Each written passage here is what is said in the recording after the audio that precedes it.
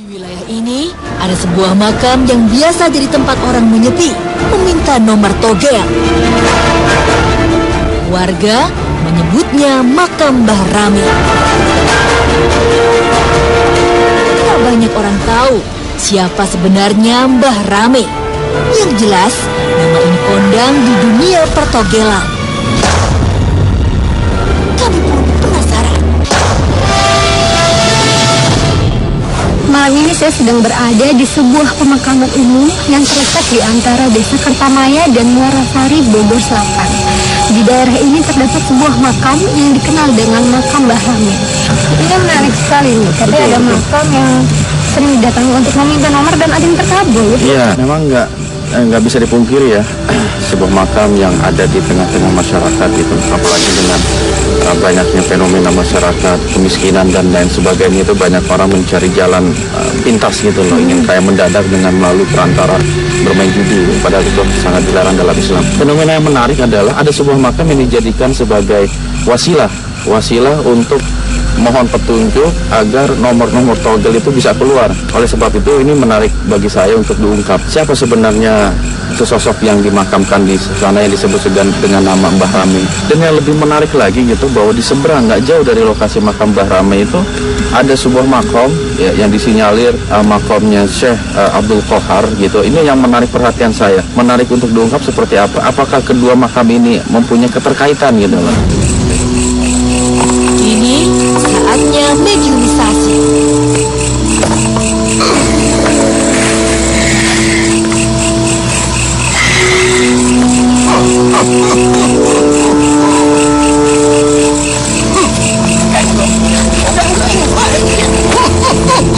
Siapa ini siapa? Yang membuat orang kuring kecil ganggu balik ya. Kia itu apa maksudnya, lagi ngapain? Main kartu? Oh. Memangnya di bangsa Anda ada permainan kartu gitu? Anda tahu ya adanya makam Mbah Rame? Hanya namun. Oh gitu. Iya. Nggak menjawab.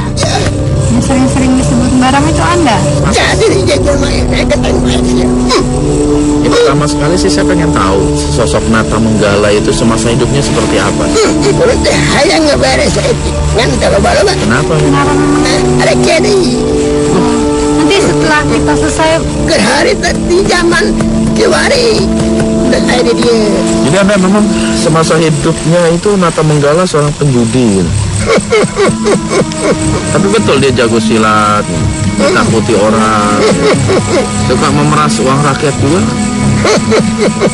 saya ingin tahu zaman dahulu itu berjudi itu seperti apa? Memang sudah menggunakan kartu? Kartu ya satu lain deh karena pas kemana oke. Jadi cuma perlambangan aja. Kenapa sih Anda suka berjudi itu? Satu lain guys. Oh kemana? Gasnya ada tinggi deh. Dalam berjudi itu apa untungnya ini? Pasti teman menang. Ore, si kirame. Jadi dinamakan kirame itu karena Anda Menang ore kirame hebat ngajarkan. Kabe sadayana ore. Anda sendiri belajar judi dari mana? Kabe pan yo boga bugut di bugut. Leluhur kabe boga. Zaman ayana ge boga kabe jema teh. Untuk Anda sendiri itu apa? Berjudi dan mengajarkan banyak orang. Ratungan atuh lebah batur. Oke, barinya tol. Ayeuna jami teh ka dieu hayang ieu. Anda senang kalau misal banyak orang ke makam Mbah Rame itu, senang? Atuh meureun wae. Apa yang membuat Anda senang itu apa? Karena mereka datang atau karena mereka membawa sesuatu atau apa? Kopi pahit. Lebih baik. Macam-macam wae. Lantas Anda memberikan apa sebagai balasan kepada orang yang menziarahi lokasi Anda? Nembukan wae. Nggak dikasih sesuatu?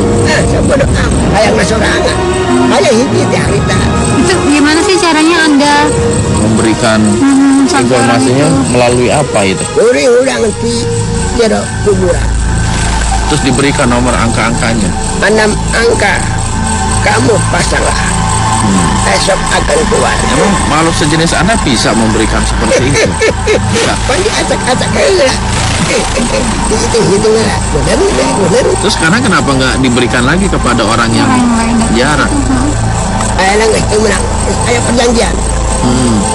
Kira-kira manusia ngebere daya awas. Perjanjian sama siapa? Siapa yang larang? Kohar. Jadi Anda takut dengan Syekh Abdul Qahar itu? Memang sakti. Sakti atau karena kesolehan dia? Ya, kedua-duanya boleh. Jadi Anda sempat dilarang sama Syekh Abdul Qahar. Takut aja. Karena dia imannya itu kuat. Mudah-mudahan Hatinya tuh alif mana. artinya alim. Lempeng lurus. Jadi Anda takut sama orang yang hatinya alim. Anda tahu, berarti Anda mengetahui sosok Syekh Abdul Qahar ya? Ibaratnya mengembara patilasan di dia teh mengembara. Men asal 87 itu di Banten mana. Terus ketemu Anda gitu. Di Pagat. Kan ada bader kuring teh. Kan apa itu? Entos. Ampun we. Tapi apakah semenjak itu Anda berhenti berjudi juga?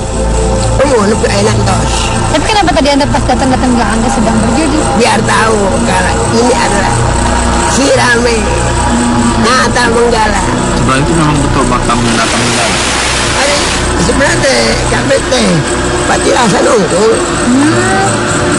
Jelasan itu. Sok meninggali, ayo enak. Sok, ayo ente. Ayo. Cepat patut. Kali. Awal. Jadi yang di sini juga bukan makamnya Syekh Abdul Qahar ya, hanya makom. Sok kali, ayo nak. Burung keluarga di dia. Sok kan. Awal. Syekh Abdul Qahar ke tanah Pasundan ini, ke tanah Bogor ini, beliau sendiri aja dalam berdakwah atau didampingi orang lain? Mana kan dia teh berdakwah Berdakwah. Sama siapa dia ke sini? dengan pengikutnya. Oh, ada juga murid-muridnya yang ikut Cuma mana mendampingi. teh. Iya nak kuat. Adik. Oh, hatinya alim. Ayam sare ya, yang sare. Masih sore jam segini. Jam 7 lebih je. Sampai jam 7 lebih je. Anda punya jam juga? Boga tu tak, jam 7 lebih tak. Memang jam dunia kami sama dunia Anda sama? Sini tu bisa baik. Terus ya, pada minyak. Lama, ini pamit pergi. Aduh.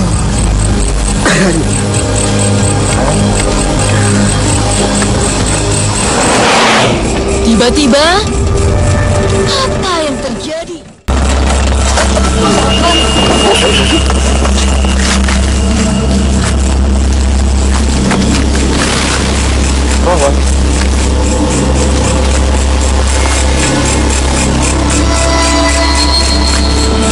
Siapa?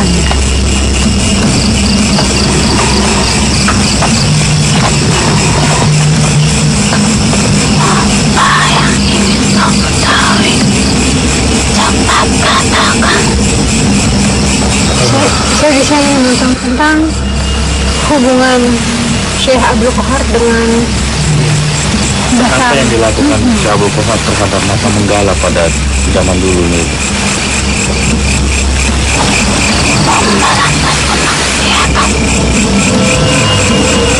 Apa yang dilakukan terhadap masa Menggala?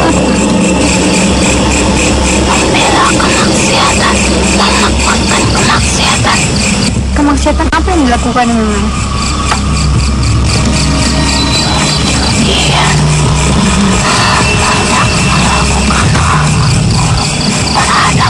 Wanita-wanita yang masih belia yang menggunakan jabatannya. Memang jabatannya apa?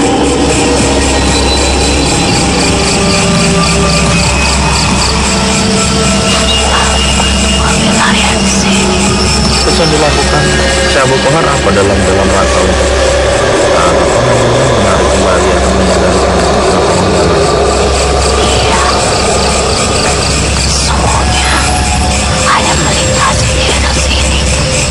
Tapi ketika ia melintasi daerah sini, dia banyak sekali melihat dan menyaksikan hal-hal yang tidak dihalalkan dalam agamanya.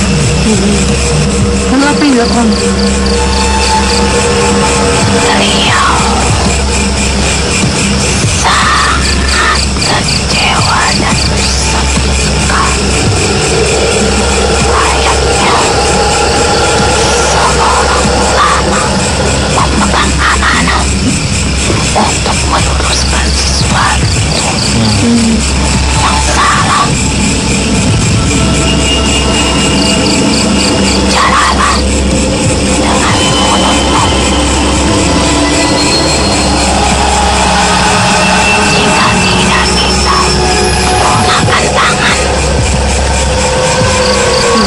Dan jika tanganmu tidak bisa, gunakan hatimu. Yang Syekh Abdul Qahar lakukan kepada mata menggala untuk memberhentikan terjadian kemaksiatan itu dengan cara seperti apa? Dia mencoba mendekatinya, mencoba berbicara. Tapi Nanggala tidak terima. Lalu apa yang terjadi? Dia berkelahi, dan dia kalah. Lalu ia menggunakan hatinya, mengungkapkan kasih sayangnya. Tiba-tiba Umi menjatuhkan diri.